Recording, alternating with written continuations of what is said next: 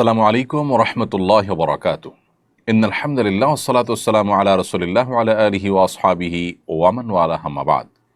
সুপ্রিয় দর্শক শ্রোতা ভাই বোন, দেশ কিংবা প্রবাস যে যেখান থেকে দেখছেন, আপনাদের সকলকে সাদর আমন্ত্রণ জানাচ্ছি আসুন্নাহ ফাউন্ডেশন স্টুডিও থেকে। চলুন আর বিলম্ব না করে আপনাদের ইতিমধ্যে যে সমস্ত প্রশ্নগুলো আমরা পেয়ে গেছি সে সমস্ত প্রশ্ন উত্তর দেওয়ার পালায় প্রবেশ করি। এমডি তাওসিফ হাসান আপনি লিখেছেন, একজন মানুষ তার রোগের কারণে সবসময় অপবিত্র হয়ে যায়। সালাত আদায়ের জন্য অজু করে জায়নামাজে দাঁড়ানোর আগেই তার শরীর এবং তার কাপড় অপবিত্র হয়ে যায়।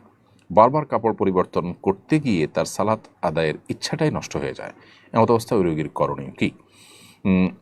বারবার তো এরকম ব্যক্তির পোশাক পরিবর্তন করার দরকার নেই, বরং এরকম অনবরত যখন শরীর থেকে নাপাক বের হতে থাকে, এরকম ব্যক্তি প্রত্যেক ওয়াক্তের জন্য অজু করবেন। অজু করার পর ওই ওয়াক্তের মধ্যে যত খুশি তিনি নামাজ পড়বেন, তেলাওয়াত করবেন এবং ওই অজুতেই তিনি করবেন। এর মধ্যে ওই নাপাক বস্তু যতবার বের হবে তাতে তার অজু ভঙ্গ হবে না।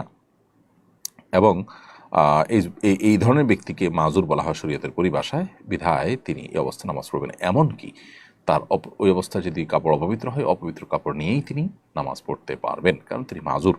বিধায় অহেতুক কষ্ট করা এবং এভাবে নিজেকে নামাজের প্রতি আপনার বিরক্ত করে তোলা, এটার একেবারেই প্রয়োজন নেই। বিধায় এ বিষয়ে যথাযথ পদক্ষেপ নিলে ইনশাআল্লাহ বিদিনিল্লাহ এই সমস্যার সমাধান হবে। বিয়ের প্রথম রাতের সুন্নত আমল কি কি? অনেক বউ বাসর ঘরে 2 রাকাত নামাজ আদায় করেন, বউ বরকে দুধ খাওয়ান, এরকম নানা প্রচলন আছে। কোরআন সুন্নাহ মোতাবেক আমল কি? আমি শীঘ্রই বিয়ে করতে যাচ্ছি, আমার জন্য কল্যাণে দোয়া করবেন।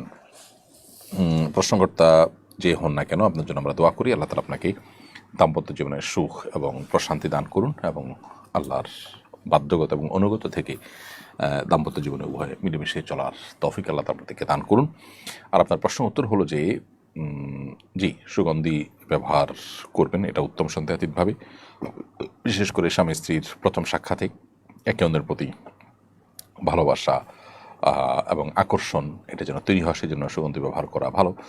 আবার একই সাথে স্ত্রীর মাথার অগ্রভাগে হাত রেখে একটা দোয়া পড়া, আল্লাহুম্মা ইন্নী আসআলুকা খায়রাহা ওয়া খায়রা মা ফিহা ওয়া আউযু বিকা মিন শাররিহা ওয়া শাররি মা ফিহা। আল্লাহ, আমার স্ত্রীর মধ্যে যত কল্যাণ আছে, যাবতীয় কল্যাণ, এটা আপনার কাছে আমি চাই। আর কোনো অকল্যাণ থাকলে সেটা থেকে আমি পানাহ চাই, তার ক্ষতি থেকে আমি মুক্তি চাই। এরকম দোয়া পাঠ করা মুস্তাহাব, হাদিসটি রয়েছে।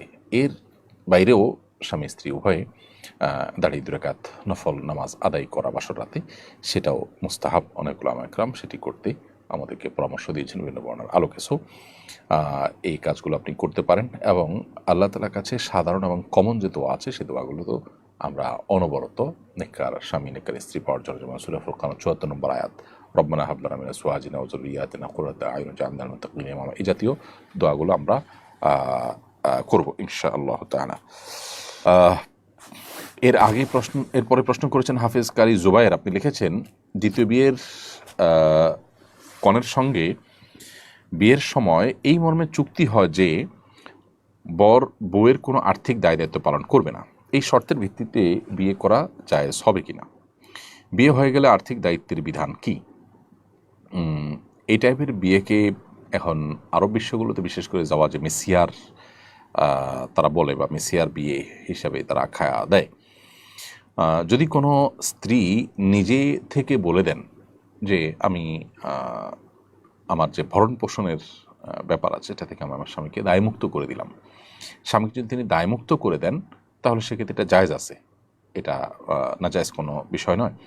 আমরা নবী করিম সাল্লাল্লাহু আলাইহি ওয়াসাল্লাম স্ত্রীদের মধ্যে একজন স্ত্রীর ক্ষেত্রে আমরা জানি যে তিনি নবী সাল্লাল্লাহু আলাইহি ওয়াসাল্লামকে তাঁর হক আদায়ের ক্ষেত্রে, তাঁর যে অন্য স্ত্রীদের সাথে সমান্তরালভাবে তাঁর যে সাথে রাত্রি যাপন করা, তার সঙ্গে দিন কাটানো, এটার যে দায় নবী সাল্লাল্লাহু আলাইহি ওয়াসাল্লামের ছিল স্বামী হিসাবে তার প্রতি, এটা থেকে তিনি নবী সাল্লাল্লাহু আলাইহি ওয়াসাল্লামকে মুক্ত করে দিয়েছেন এবং নবী সাল্লাল্লাহু আলাইহি ওয়াসাল্লাম সেটাকে অ্যাকসেপ্টও করেছেন। অতএব বিয়ের আগে থেকে যদি এরকম কোনো শর্ত দেওয়া হয় এবং উভয় যদি সেটার উপর সম্মত হয় তাহলে সেটি জায়েজ রয়েছে। এরপর প্রশ্ন করেছেন যে ভাই, তিনি লিখেছেন, ইসরায়েল থেমে নেই, একদিকে গাজাবাসীর উপরে হামলা অব্যাহত রয়েছে, অন্যদিকে সিরিয়ার দিকে হাত বাড়িয়েছে। এ অবস্থা মুসলিম রাষ্ট্রপ্রধান ও জনগণ থেকে কি প্রত্যাশা করেন? দেখুন, গাজা ইস্যুতে আমরা তো আল্লাহর কাছে ক্ষমার অযোগ্য অপরাধ করে ফেলেছি। কি প্রত্যাশা করব? প্রত্যাশার কোনো জায়গা আছে আমাদের? মুসলিম দেশগুলো চরমভাবে ব্যর্থ হয়েছে। তারা ন্যূনতম কোনো দায়িত্ব পালন করতে তারা পারেনি, সক্ষম হয়নি।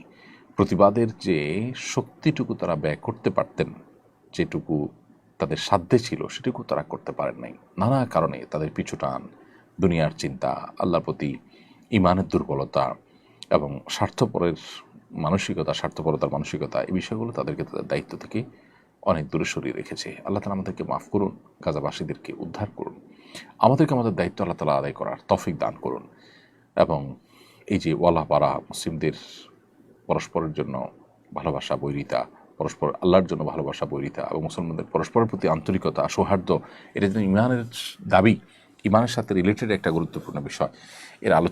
এর পর্যালোচনা আমাদের সমাজে ব্যাপকভাবে বাড়াতে হবে। আল্লাহ তাআলা আমাদেরকে এই অপরাধকে মাফ করুন, এই জাতীয় অপরাধকে আল্লাহ তাআলা মাফ করুন, ক্ষমা করুন এবং আমাদেরকে আমাদের দায়িত্বকে যথাযথভাবে পালন করার তৌফিক দান করুন।